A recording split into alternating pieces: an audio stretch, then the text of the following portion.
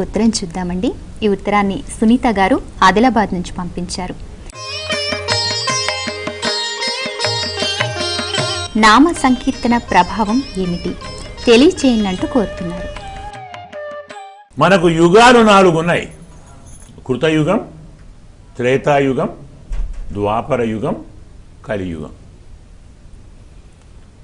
కృతయుగంలో యజ్ఞము చేయాలి, త్రేతాయుగంలో తపస్సు చేయాలి, ద్వాపర యుగంలో దానం చేయాలి, కలియుగంలో నామ సంకీర్తనం చేయాలి. అన్ని యుగాల కంటే గొప్ప యుగం కలియుగం. మామాట కాదు, వ్యాస భగవానుడు చెప్పాడు. విష్ణు పురాణం మనం చదివితే అందులో చివర ఒక అద్భుతమైన ఘట్టం. ప్రతివారు తప్పక వింటే పురాణాలపై వారికున్న అపోహలన్నీ తొలగిపోతాయి. కొందరు ఋషులు కొన్ని సందేహాలు అడుగుదామని వచ్చారు వ్యాసునాశ్రమానికి. బదరికాశ్రమంలో ఉంది వ్యాసునాశ్రమం, సరస్వతి నదీ తీరంలో.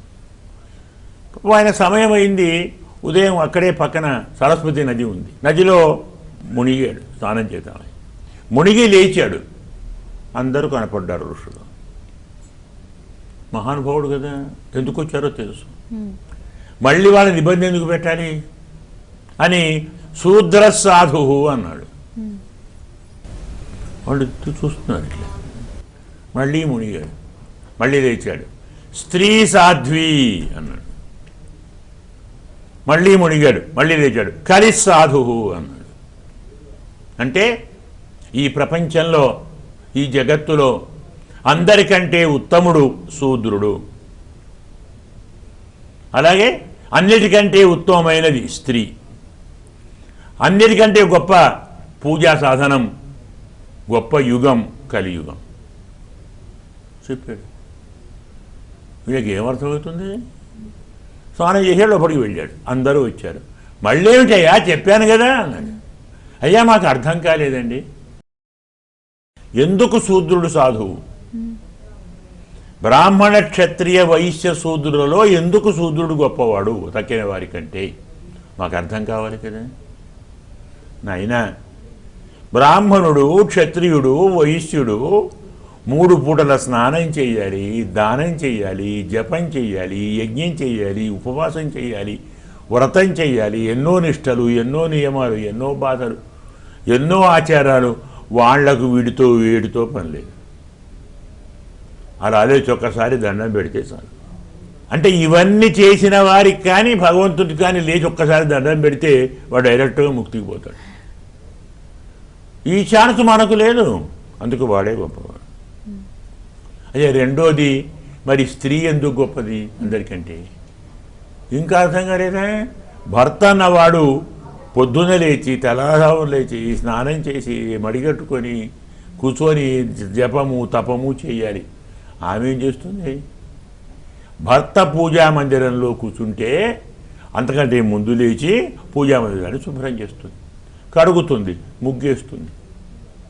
భర్త రాగానే పూలు పెడుతుంది, పండ్లు పెడుతుంది, పాలు పెడుతుంది, తులసి దళాలు పెడుతుంది, ఊదుబత్తీలు, హారతి కర్పూరం, ఒత్తులు, నెయ్యి అన్నీ కూరుస్తుంది, వెళ్ళిపోతుంది. ఆమెకి వేరే పూజ అవసరం లేదు.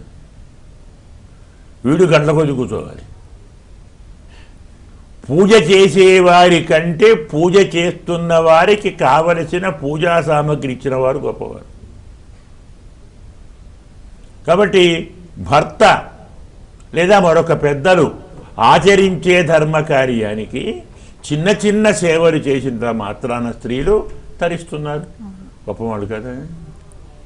అంటే వాడు పూలు తేలేదు, సరే వీడు తెచ్చుకోలేడా అనేది వేరే ముచ్చట. కానీ పూలు లేవు, మళ్ళీ లేచిపోవాలి కదా. గంధం లేదు, మళ్ళీ పోవాలి కదా. ఏకాగ్రత ఉంటుందా? పూజించేవాడి మనస్సు దైవం మీదనే ఉంచగలిగేలా ఉపకరించేటువంటి స్త్రీ గొప్పది కదా. మోక్షం వస్తుంది, అందుకే గొప్పది. అయ్యా మరి కలిందుకు గొప్ప? పిచ్చివాడా, యజ్ఞము దానము తపస్సు కాకుండా కలియుగంలో నామ సంకీర్తనం చాలు. కూర్చున్న చోట శ్రీకృష్ణ గోవింద హరే మురారే, శ్రీనాథ నారాయణ వాసుదేవ. నీ ఇష్టం. హరే రామ రామ రామ హరే హరే, హరే కృష్ణ కృష్ణ కృష్ణ హరే హరే, గోవింద ముకుంద అచ్యుత మాధవ. నోటికొచ్చిన పేరు ఎక్కడ ఉంటే అక్కడ, ఎలా ఉంటే అలా. నామ సంకీర్తనానికి ఏ నియమాలు లేవు. మడిగట్టుకోవాలి, స్నానం చేయాలి, ఏమీ లేదు.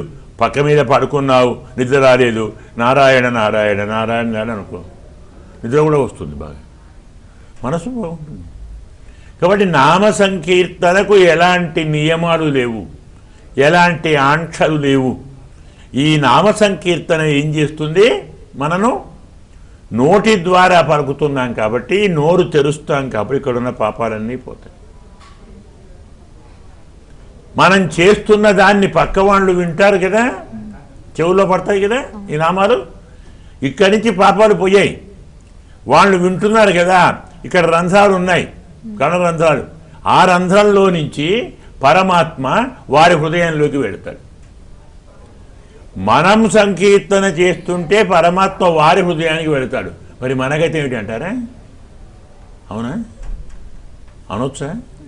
వారి హృదయంలోకి పోయిన స్వామి ఏం చేస్తాడు? అక్కడ వారు కీర్తిస్తారు కదా, అది మనకి నొస్తుంది కదా, మన చెవుడికి ఇక్కడికి వస్తాడు. ఇలా ఒకరి ద్వారా ఒకరు, ఒకరి ద్వారా ఒకరు, ఒకరి ద్వారా ఒకరు, అక్కడున్న వారంతా పరమాత్మ హృదయంలో నింపుకుంటారు. ప్రతి వారి హృదయంలో పరమాత్మను ఉంచగలిగేది నామ సంకీర్తనము. నోటిది, మనస్సుది, శరీరంది పాపాలన్నీ పోగొట్టేది నామ సంకీర్తనము. ఎలాంటి ఆంక్షలు లేనిది నామ సంకీర్తనము. భక్తిని పెంచేది, సంసారం మీద కోరికను క్రమక్రమంగా తగ్గించేది. ఇంకేం కావాలి? అందరూ నామ సంకీర్తన చెయ్యండి, ఆనందాన్ని పొందండి.